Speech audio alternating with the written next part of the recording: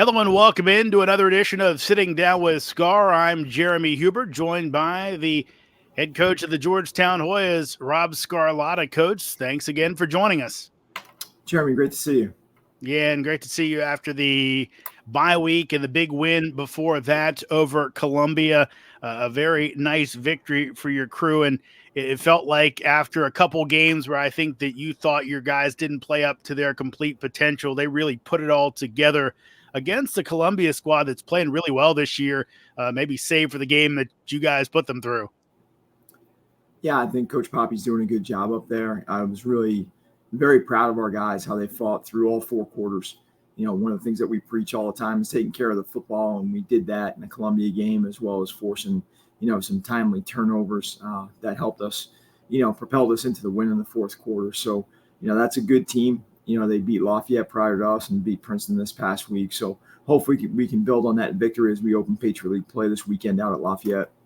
Yeah, we'll get into the defense in a second, but the offense was very good. You got to start with the guy under center, Danny Lauder, 25 for 33, 292, 2 touchdowns, no interceptions, also leads you guys on the game-winning drive. It felt like that was the Danny we all expected after the huge game against Lafayette last year. I feel like you had to love what you saw from your QB. Yeah, I really like, how Danny prepared for the game. Just overall, and his process has been the same throughout all our games. I think sometimes we assume because he had a great performance last year against Lafayette that's going to be his standard every week. That's the expectation, and you have to realize that he's, in his now going to be his 7th start coming up this weekend. So, he's definitely a guy that's dedicated to his craft, works extremely hard before and after practice and meetings. So really good to see him have success. And I was saying this to our staff, I still believe his best football is in front of him this year and for his career. Yeah, and he played so well, as did the wide receivers, which we'll get to in a minute due to our special guest. But wanted to talk about that offensive line. They really came through for you guys in regards to protecting Danny. Yeah, that's a tough spot, in all football. If you watch, how healthy you can stay up front is how well you're going to do on offense. So I give Coach Parton and the senior leaders and junior leaders on the offensive line a lot of credit for having a true next man up mentality, and being able to do what we asked them to do in the game plan. We knew Columbia was going to load the box and really take away the run. So, we tried to exploit what they were giving us, and it kind of simplified what we were doing on offense, and really impressed with how they executed what we asked them to do, especially in the second half. And Rob, you mentioned the defense earlier. They gave up some things early, but they turned over the Lions the whole game long. And then when you needed them late to make some big stops, they came up with that. What did they do well in that matchup to play like they did? Yeah, we'd be here for a long time. I think we did this in the post-game interview. I think we played 24 players on defense. And I can mention people from the front, from Nat Frangione to Dave Leoy and Giancarlo Ruffo, to the guys in the secondary. Preston Murray had one of his best games as a Hoya, and Zeron Daniels is as steady as it gets back there. So it all starts with our corners and having the ability to play some man-to-man, and then giving the guys up front some time to get after the quarterback. Yeah, and Rob, 2 guys that you mentioned there were guys I kind of wanted to point out to you because, not to dismiss what Poppy, Ely, and Rufo do, but they're kind of there every week for you. Preston Murray, a guy who's steady Eddie back in the secondary, Nat Frangione kind of that way. They kind of elevated their games in that matchup that really helped you guys get a win. Talk about them really coming through big for you guys to help you beat Columbia. Yeah, 2 guys that, Preston being a 5th year and that being, really steady up front and getting some significant time and making some impacts for us there. To see 2 guys that work extremely hard have success within our defensive scheme was great last week.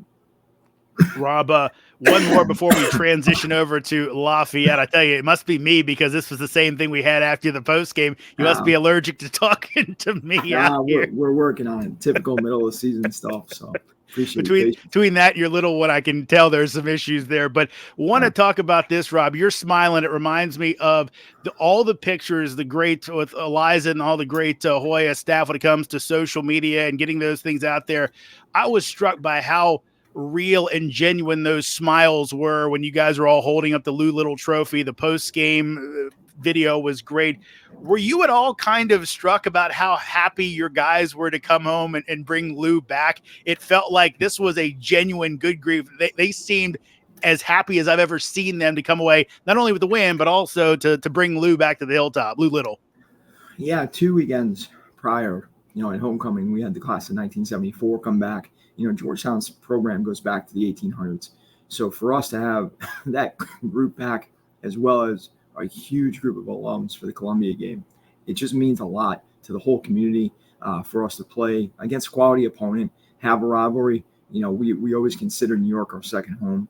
So anytime that you can earn a victory against a good football team, especially here on Cooper Field, that was great. And I think our kids have been working very hard. And, we've talked about this a lot. Every team on our schedule is a good team. If you play well and protect the ball, you'll win. If you don't, you won't. And I think that's very common within the Patriot League and the Ivy League that you're looking at this year. So great to earn a victory. Had to play all 4 quarters all the way down to the last play. And, it was great to see our kids come together, play all 3 sides together to earn a victory.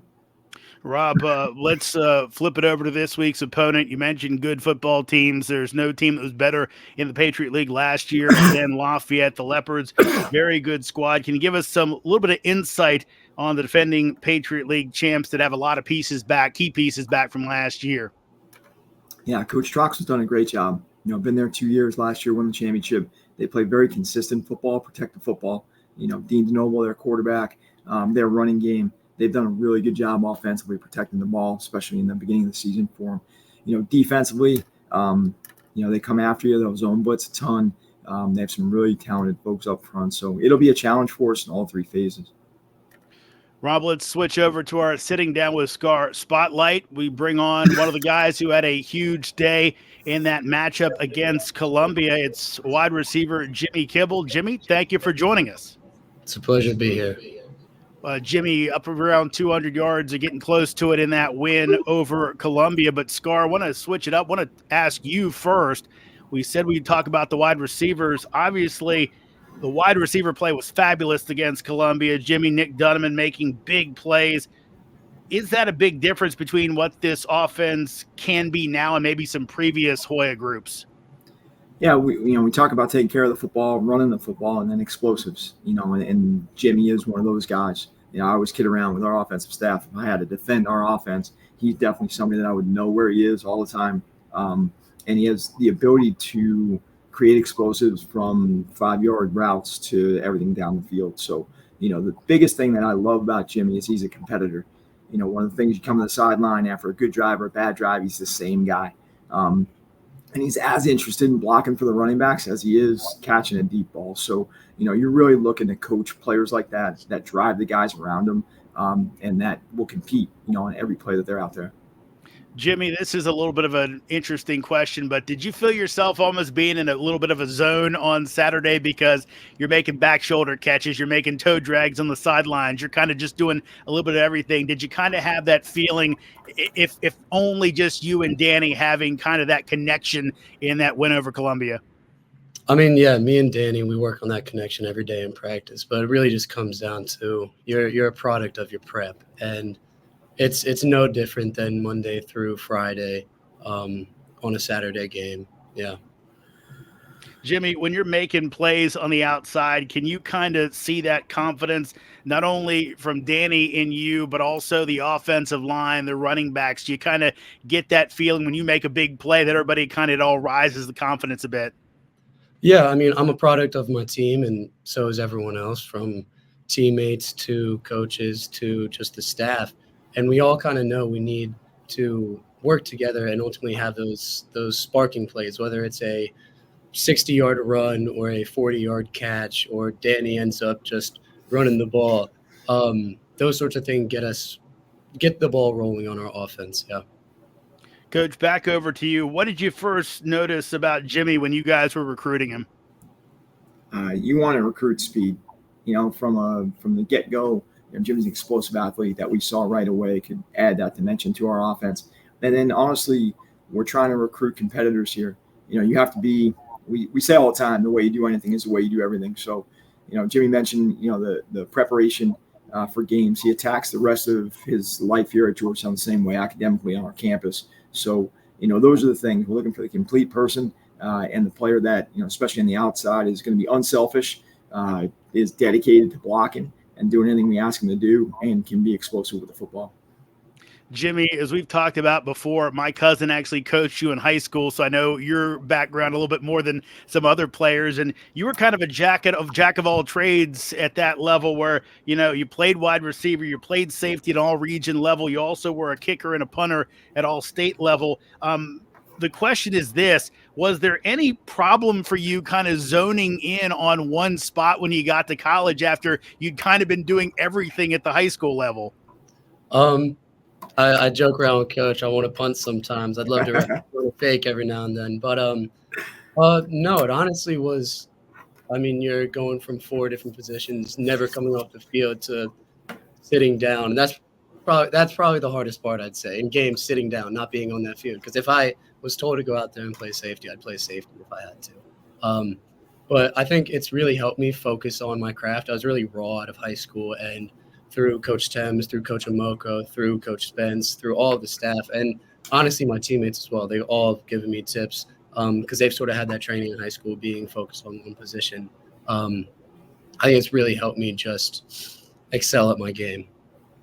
Jimmy, for those of you that don't know, for those out there that don't know, but maybe the name sounds familiar, it's because your dad, he was a punter for that Virginia Tech team that played for the national championship with Michael Vick under center. Some folks hear the name Jimmy Kibble go, okay, that sounds familiar. He also went on to punt NFL Europe. And I coached some kids on the side in football and kicking and those type of things. What did you learn from your father and his experiences on the gridiron? As you stated, he was pretty good at what he did, and it sort of gave me the drive to focus on one thing and not give up. My dad has one of the best work ethics I know. Whether he's successful or unsuccessful at something, he'll just continue chopping away, and just going at the grindstone. And I really think having the different positions, he taught me more so the mentality side of not giving up and always being there. Well, Jimmy, you have definitely embodied that in your time at Georgetown. We look forward to watching it every Saturday, and hope you have another big one against Lafayette. You did well against them last year. Hopefully you can replicate it this year against the Leopards. Thank you so much for joining us. Thank you. I appreciate it. That's Jimmy Kibble and Rob Scarlotta. Coach, good luck this weekend against Lafayette. Go out and let's get another win. No, I appreciate it. Thanks so much, Jeremy. That'll wrap it up for another edition of Sitting Down with Sgar. Remember, Georgetown faces Lafayette on Saturday, 12:30 Eastern kickoff. See it in person if you're in the New York or Philadelphia area. Take the scenic drive out to the Valley, or you can watch it online on ESPN+. Thanks to Coach Scarlotta, our guest, Hoya wide receiver Jimmy Kibble, and producer Eliza Kravitz. That's all for this edition of Sitting Down with Sgar. I'm Jeremy Huber. Hoya Saxa.